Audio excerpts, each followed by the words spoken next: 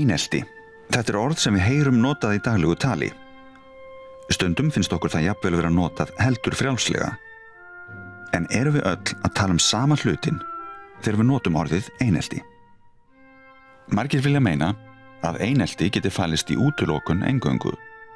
En það samrýmist ekki skilgreiningu íslensku orðabókarinnar, en þar segir að einelti sé þrálát áreitni.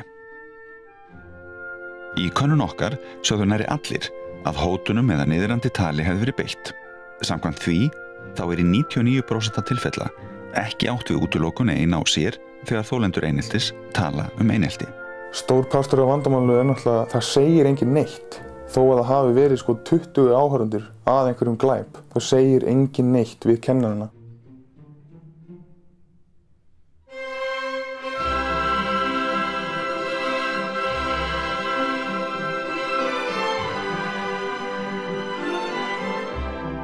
Ef fullorðna fólkið eða kennararnir hefði vitað allt, þá hefði ég löngu átt að vera búinn að fara til félagsráðgjafa, sálfræðinga eða geðlæknis. Það var ekkert þannig og það var eins og þau vissu ekki eða neituðu að vita.